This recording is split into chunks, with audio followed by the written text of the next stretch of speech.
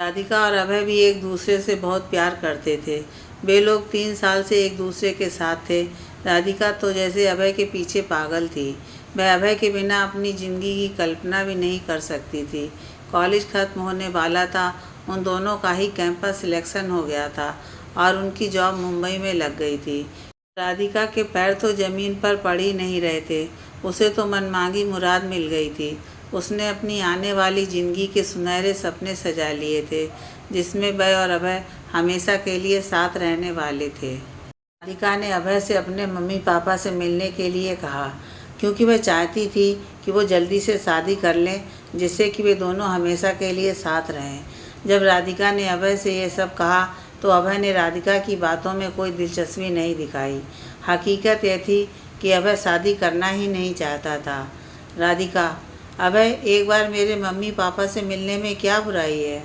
अभय, राधिका, मिलने में तो कोई बुराई नहीं, लेकिन तुम जिस वजह से मिलाना चाहती हो वह मुझे पसंद नहीं है। राधिका, तो क्या तुम मुझसे शादी नहीं करना चाहते?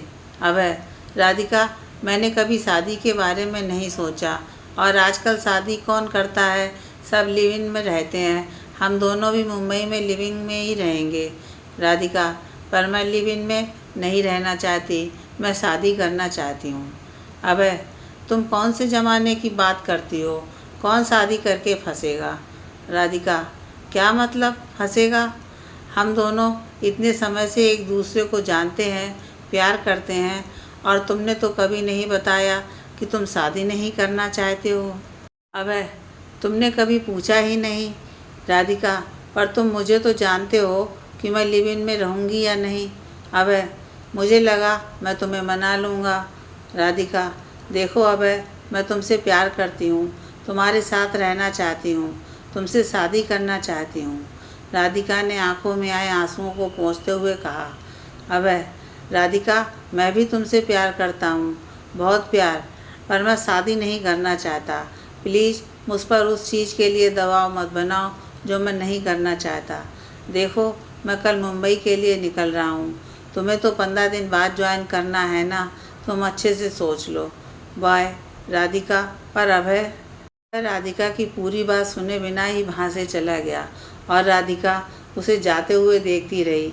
उसे यकीन नहीं हो रहा था कि वही अभय है जो हमेशा अपने प्यार की कस्में खाया करता था कि वह उसके लिए कुछ भी कर सकता है, उसके बिना जी नहीं सकता, और अब वह उससे शादी भी नहीं करना चाहता।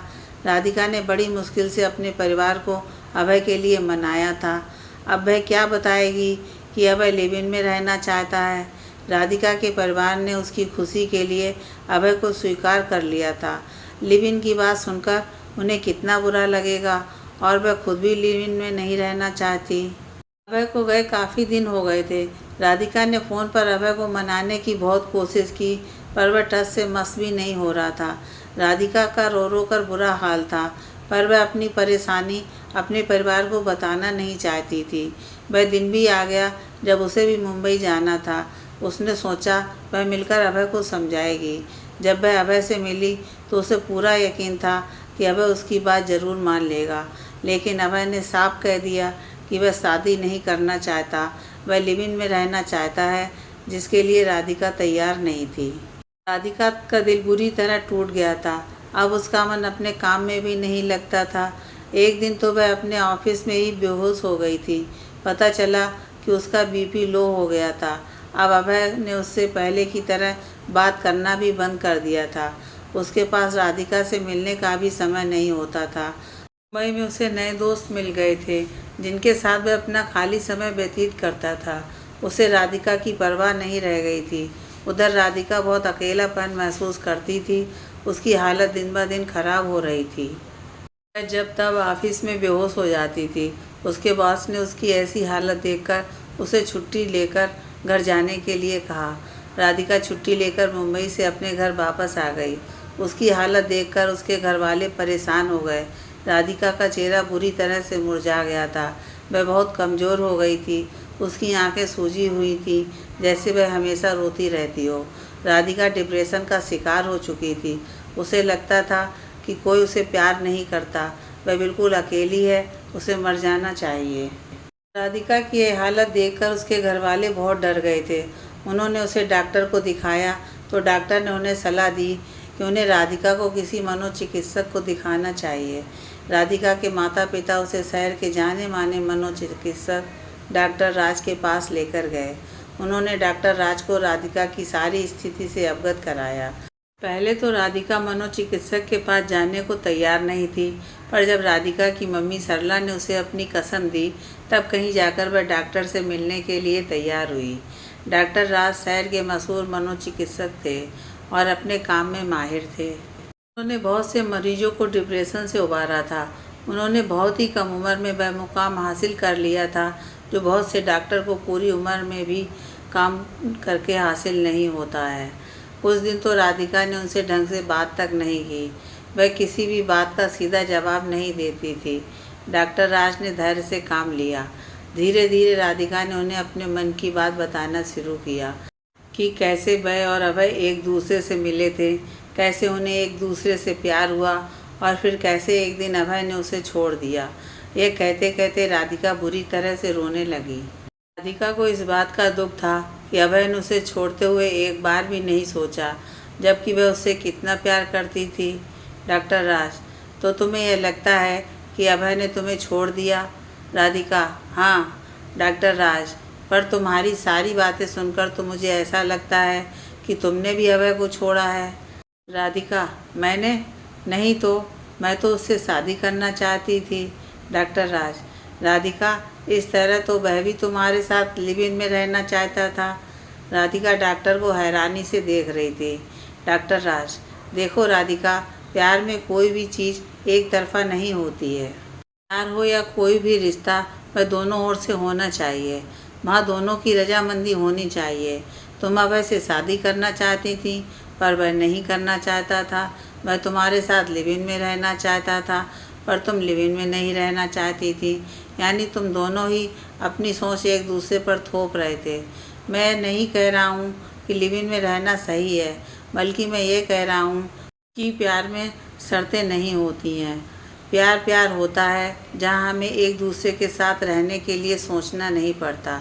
राधिका, मतलब हम एक दूसरे से प्यार नहीं करते थे? डॉक्टर राज, एक तरह से तुम कह सकती हो, क्योंकि प्यार करते तो एक दूसरे को दुख नहीं देते। राधिका, तो फिर मैं दुखी क्यों हूँ? डॉक्टर राज, क्योंकि तुम्हें ऐसा लगता है कि अभय ने तुम्हें छोड़ दिया। राधिका, तो क्या ऐसा नहीं है? डॉक्टर राज, राधिका, तुमने भी उसे छोड़ा है, पर तुम ये मानती नहीं हो। डॉक्टर राज, अच्छा ये बताओ, अगर अभय अभी तुमसे आकर कहे कि वह तुमसे प्यार करता है और तुम्हारे साथ लिव इन में रहना चाहता है, तो तुम क्या कहोगी? राधिका, नहीं, यानी तुम्हारे सेंस काम कर रहे हैं। डॉक्टर राज, राधिका, कभी कभी चीज़ें हमारे हिसाब से नहीं होती हैं, तो इसका मतलब यह नहीं कि दुनिया ख़त्म हो गई है। दुनिया बहुत बड़ी है और इसमें बहुत सारी संभावनाएं हैं।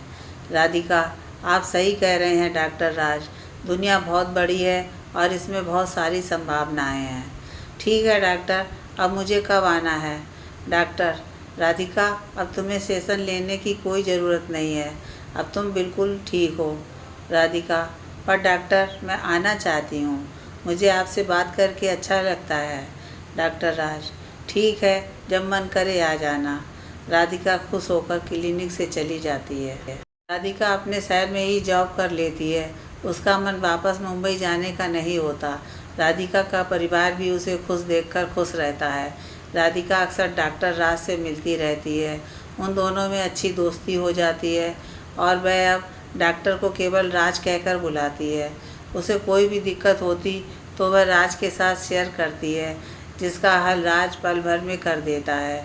राज को भी राधिका से मिलकर अच्छा लगता है। अगर कुछ दिन भी राधिका मिलने नहीं आती, तब वह राधिका से फ़ोन करके पूछता कि क्या हुआ, अब कोई परेशानी नहीं है जो मिलने नहीं आई? और राधिका हंसते हुए जवाब देती कि बस थोड़ा बिजी चल रही हूँ। ऐसे ही दिन बीतते गए। राज और राधिका में अच्छी जमने लगी थी। राज का राधिका के घर आना जाना भी हो गया था। राधिका के परिवार वाले भी राज को बहुत पसंद करते थे। राज ने राधिका को अपनी फैमिली से भी मिलवाया था। उसकी फैमिली में केवल उसकी माँ ही थी। उसके पिता का काफ़ी पहले देहांत हो चुका था। राज की माँ मीरा भी राधिका से मिलकर बहुत खुश हुई थी। घर में राधिका की शादी की बातें होने लगी थीं। उसके लिए बहुत से लड़कों के रिश्ते आ रहे थे, पर उसे कोई पसंद ही नहीं आ रहा था। एक दिन राज उसके घर आया हुआ था, जब सरला उससे राधिका की शिकायत करने लगी कि इतने लड़के देखने के बाद भी राधिका को कोई पसंद ही नहीं आ रहा है। राज भी गौर से तस्वीरों को देख रहा था। तभी राधिका भी वहाँ आ जाती है। राधिका, क्या कर रहे हैं आप लोग? सरला, राज को सारे लड़कों की तस्वीरें दिखा रही हूँ, जिन्हें तुम मना करती रहती हो। राधिका, राज को दिखाने की क्या ज़रूरत है? सरला, क्योंकि यही तुम्हें समझा सकता है। राधिका, माँ। सरला, राज, ये लड़का हम सबको बहुत पसंद है। समीर की तस्वीर राज को दिखाते हुए सरला ने कहा। सरला, समीर भी डॉक्टर है, तुम्हें कैसा लगा? समीर का परिवार भी बहुत अच्छा है। राज, अच्छा है आंटी। राज ने समीर की तस्वीर देखते हुए कहा। सरला, चलो मैं तुम्हारे लिए चाय लाती हूँ, तुम लोग बातें करो और इसे समझाओ कि शादी कर ले। राधिका, तुमने समीर को अच्छा क्यों कहा? मना नहीं कर सकते थे। राज, पर लड़का तो अच्छा है। राधिका, इतना भी अच्छा नहीं है। राज, तुम्हें कितना अच्छा लड़का चाहिए? राधिका, मुझे, कहकर राधिका राज की ओर देखती है, जो अपने सवाल का जवाब का इंतज़ार कर रहा था। राधिका, कुछ नहीं, छोड़ो। इतनी देर में सरला भी चाय लेकर आ जाती है। सरला, क्या हुआ? कुछ कहा राधिका ने समीर के बारे में? राधिका, ठीक है, अगर राज को समीर पसंद है तो मुझे भी पसंद है। राज को चाय पीते हुए खांसी आ जाती है। सरला खुश होते हुए कहती हैं, ठीक है, मैं फिर तुम्हारे पापा को भी बता देती हूँ कि तुम्हें समीर पसंद है। हम उसकी फैमिली को मिलने के लिए बुला लेते हैं। राधिका राज को गुस्से से देखती रहती है। समीर और उसकी फैमिली को भी राधिका पसंद आ जाती है और उनकी सगाई की तारीख भी पक्की कर दी जाती है। राधिका को समझ नहीं आ रहा होता है कि वह सही कर रही है या गलत, लेकिन अपने मम्मी पापा को खुश देखकर वह चुप रहती है। राधिका की सगाई का निमंत्रण पत्र देखकर राज की माँ मीरा हैरान रह जाती हैं। वह राज से पूछती हैं, मीरा, राज, मुझे तो लगा कि तुम राधिका को पसंद करते हो। राज, हाँ माँ, पसंद तो करता हूँ, पर। मीरा, पर क्या? राज, माँ, मैं यह नहीं जानता कि राधिका भी मुझे पसंद करती है या नहीं। मैं मेरी अच्छी दोस्त है और मैं यह पूछकर उसकी दोस्ती को खोना नहीं चाहता। मीरा, लेकिन नहीं पूछकर तुम उसे हमेशा के लिए खो दोगे। बेटा, मुझे तो राधिका बहुत पसंद है। मैं तो यह सोचकर खुश थी कि मुझे मेरी बहू मिल गई है। तुम भी तो उसके साथ कितने खुश रहते हो। तुम्हें एक बार राधिका से बात करनी चाहिए। जब आप चाहे कुछ भी हो, तुम्हारे मन में यह अफसोस नहीं रहेगा कि तुम्हें एक बार पूछ लेना चाहिए था। राज, आप सही कह रही हो माँ। अब उसकी सगाई होने वाली है। मीरा, सगाई होने वाली है, पर हुई तो नहीं है। राज को अपनी माँ की बात सही लगती है। एक बार पूछ लेने में क्या बुराई है? कम से कम जिंदगी भर यह अफसोस तो नहीं रहेगा कि पूछा क्यों नहीं था। ना पूछ कर भी वह राधिका को हमेशा के लिए खोना ही है। राज राधिका से मिलने के लिए उसके घर जाता है। राधिका अपने घर के टेरेस गार्डन में बैठी है और गमलों में लगे फूलों को देख रही है। उनसे आती खुशबू उसके मन को थोड़ी बहुत राहत पहुंचा रही है। तभी अपने पीछे थोड़ी आहट सुनकर वह पीछे मुड़कर देखती है। राज को देखकर उसे खुशी होती है, फिर कुछ सोचकर वह मुंह बना लेती है। राज, क्या हुआ? अभी तो खुश नज़र आ रही थी, फिर मुंह क्यों चढ़ा लिया? राधिका, तुम्हें क्या? राधिका ने अपने हाथ में पकड़ी किताब के पन्ने पलटते हुए कहा। राज, क्यों नहीं, आखिर मैं तुम्हारा दोस्त हूँ। राधिका, दोस्त होते तो मुझे इतनी मुसीबत में नहीं डालते। राज, कौन सी मुसीबत में? राधिका, सगाई की मुसीबत में। राज, पर तुमने ही तो उसके लिए हाँ कहा था। राधिका, क्योंकि तुमने समीर को पसंद किया था, इसलिए मुझे गुस्सा आ गया। राज, इससे तुम्हें गुस्सा क्यों आ गया? राधिका, बड़ा डॉक्टर बनते हो, तुम्हें तो कुछ समझ नहीं आता। राधिका ने मुंह पिचकाते हुए कहा। राधिका के मुंह पिचकाने पर राज को हंसी आ गई। राधिका, इसमें हंसने की क्या बात है? राज, तुम मुंह पिचकाती हुई बहुत अच्छी लगती हो। राधिका, अच्छा? राधिका के चेहरे पर शर्म से लाली आ जाती है। तुमने पहली बार मेरी तारीफ की है।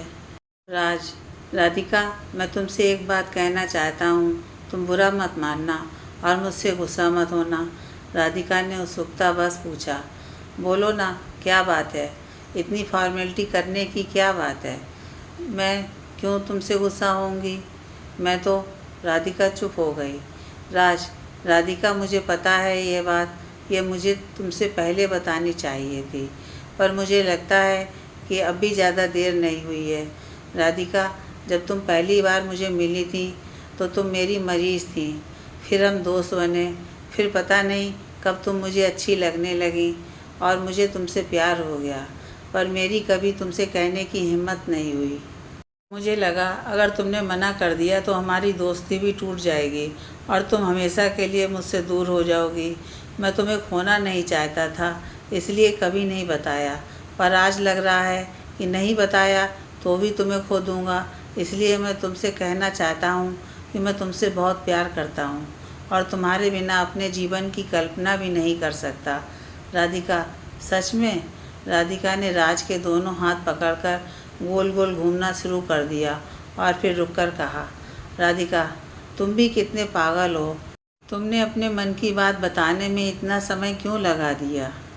सच बात तो यह है कि मैं तुमसे बहुत प्यार करती हूँ, पर मेरी भी तुम्हें बताने की हिम्मत नहीं हो रही थी, और जब तुमने समीर को मेरे लिए सही बताया तब तो मुझे लगा कि तुम्हारे मन में मेरे लिए कोई फीलिंग नहीं है। राज, वो तो मैंने ऐसे ही कहा था, मुझे क्या पता था कि तुम झट से हाँ कह दोगी। राधिका, मैंने तो गुस्से में कहा था। राज, वाह, क्या तुम्हारा गुस्सा है। राधिका, राज, मैं तुमसे बहुत प्यार करती हूँ। राज, मैं भी तुमसे बहुत प्यार करता हूँ। राज ने राधिका को प्यार से गले लगा लिया और प्यार की खुशबू चारों ओर फैल गई।